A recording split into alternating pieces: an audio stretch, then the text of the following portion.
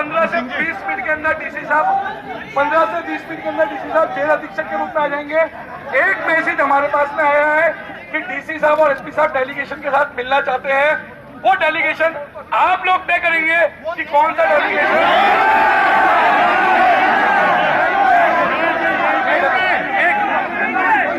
आपकी बात से सहमत कि वो सबके साथ में यहाँ पर ही बात होगी, ये एग्री है। दूसरी चीज, हाँ चलिए, डीसी साहब यहीं पर ही आएंगे और यहीं पर ही बात करेंगे, सबके सामने बात करेंगे। एक नंबर एसपी साहब भी यहीं आएंगे, यही बात करेंगे। लेकिन अपने को अपनी मर्यादा बना के रखना है, ना पड़ेगा। उनको भी अपने को सुनना है, ठीक है। अपने को अपनी मर्यादा अपने को बना के रखना पड़ेगा और उनकी बात अपने को सुननी है और अपने को अपनी मांगे मंगवानी है, ठीक है भाइयों। अरे राकेश भाइयों, मेरा एक मिनट आप सुने। मेरे सभी से निवेदन है, अध्यक्ष जी निर्णय ले रहे हैं, उस निर्णय की ओर जाएं। सभी सुने। मैं और ये जो सब खड़े हुए सारे बैठ जाए, वापस सारे बैठ जाए। अध्यक्ष जी बोल रहे हैं, सारे बैठ जाए। मेरा आप सभी से निवेदन। अध्यक्ष भाई नरेंद्र जी, हमारे सेक्रेटरी साहब और जो पूर्व अध्यक्षगण हैं, सभी पूर्व अध्यक्षगण और जो हमारे वरिष्ठ अधिवक्ता सत्य किशोर जी, टंडन साहब, पूर्व अध्यक्ष में तो आगे सारे, हाँ जो भी पूर्व अध्यक्ष है, त्रिपाठी जी, मोहन सिंह जी, आपके टंडन साहब और हरि सिंह जी, नहीं मैं और योगेंद्र ओझा जी, इनकी जो एक अभी मैं संघर्ष समिति जो एक कमेटी बना रहा हूं।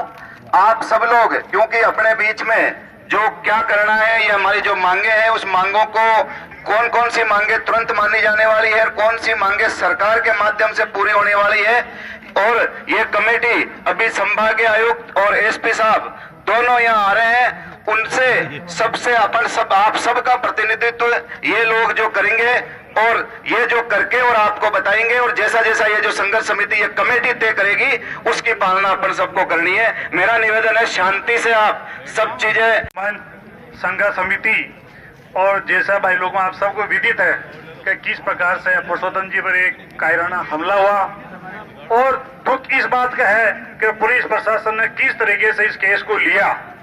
आप देखो, जैसे टुकड़ों के अंदर मुलजिम ला रहे हैं, और भाई कोई पश्चिम बंगाल पाकिस्तान से थोड़ी मुलजिम थे जो आपको इतना टाइम लग रहा है। लेकिन ये आपका रवैया, ये सरकार की मोनोपोली और आपकी मिलावटी ये दर्शाती है कि आपने इस केस को हल्के में लिया। अगर टाइम पर आप उपचार के लिए भिजवाते, शायद आज ये जान नहीं जाती। तो अब ये इसका खामियाजा तो सरकार को भुगतना पड़ेगा। जैसा अजमेर की बाढ़ के साथ लगातार पूरा जिला संघर्ष कर रहा है, तो मैं तो यही निवेदन करना चाहूंगा कि अब पीछे हटने का समय नहीं है।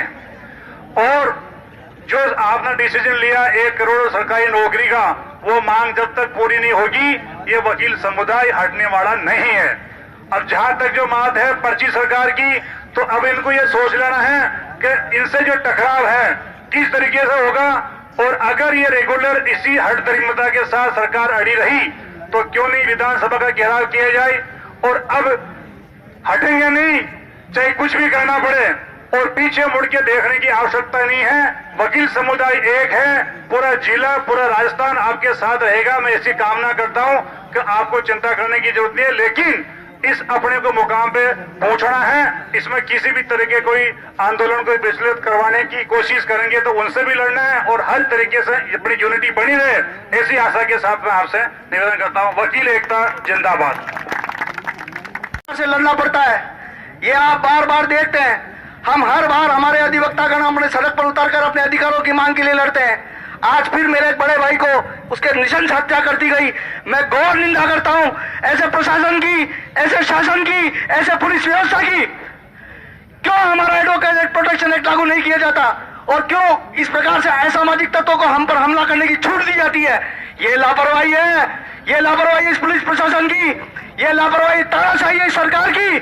मैं आप सभी से आग्रह करता हूं, जब तक इस सरकार को, इस शासन को, इस प्रशासन को अपने घुटनों पर लाकर अधिवक्ता समुदाय से माफी नहीं मंगवाकर, उनका प्रोटेक्शन एक्ट की मांग नहीं कर और जो शहादत दी है जिस अधिवक्ता ने, उस अधिवक्ता को पूरा न्याय नहीं दिए, जब तक संघर्ष जारी रखे, सड़कों पर उतरे, बंद के रहे। जब तक अधिवक्ता जिंदा है तब तक इनके साथ में खड़ा है। और अगर अधिवक्ता के साथ इस प्रकार की हत्याएं, उनके साथ इस प्रकार का आचरण होने लगा तो हम किस प्रकार से लोगों को न्याय दिलाएंगे। धिक्कार है हमारी भी कौम पर, अगर हमारी कौम इस संघर्ष को आगे नहीं बढ़ाती है। आज मैं देख रहा हूं सभी तरफ से सारे अधिवक्तागण तन मन धन से आज इस आंदोलन में उपस्थित हुए। आज ये आंदोलन एक अकेले अधिवक्ता का नहीं है, ये पूरे वकील समुदाय का ये आंदोलन है। वकील एकता, वकील एकता। अत्यंत दुख का और शर्म का विषय है कि हमारे वरिष्ठ अभिभाषक का इस जानलेवा हमला के कारण अपनी जान देनी पड़ी, लेकिन पुलिस प्रशासन और सरकार अपनी आंखें मूंद कर सो रही है। वकीलों पर ये जो अत्याचार हो रहे हैं, ये कब तक सहन करेगा वकील?